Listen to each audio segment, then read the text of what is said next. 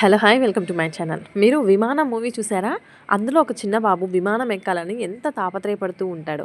ఆ తాపత్రయానికి తోడు ఒక చిన్న డిసీజ్ని అతనికి యాడ్ చేసి సినిమానైతే చాలా బాగా తీశారు. మనిషి ఎమోషన్స్, మనిషి ప్రేమ, అలాగే మనిషి యొక్క కోరికలు, వాటి విలువ, ఆ కోరికలకి ఎంత విలువనివ్వచ్చు, ఇలాంటివి చాలా బాగా ఎక్స్ప్లెయిన్ చేశారు ఆ మూవీలో.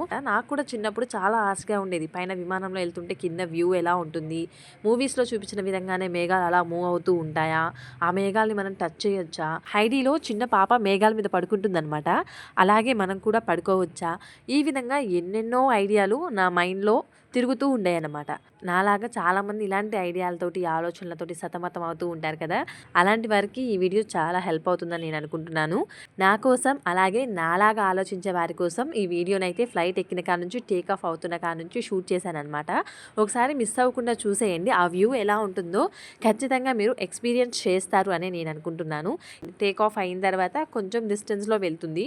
అందరూ టీవీలలో చెప్తూ ఉంటారు కదా, విమానంలో వెళ్తుంటే కింద మనుషులు చీమల్లా కనిపిస్తున్నారు అని. అసలు మనుషులే కనిపించలేదనమాట. నాకైతే మొత్తం బిల్డింగ్స్, అవి కూడా జస్ట్ మనం దూరం నుంచి మ్యాప్ని చూస్తే ఎలా కనిపిస్తుంది అలాగే కనిపించింది అనమాట. ఇదైతే క్లౌడ్స్ చూసారా? అసలు నిజంగా ప్రకృతి ఎంత అద్భుతంగా ఉంటుందో కదా. ఈ క్లౌడ్స్ మధ్యలో ఉన్నాయి, పైన ఆకాశం మరొకటి ఉంది, ఈ క్లౌడ్స్ మధ్యలో నుంచి ప్లేన్ వెళ్తుంది.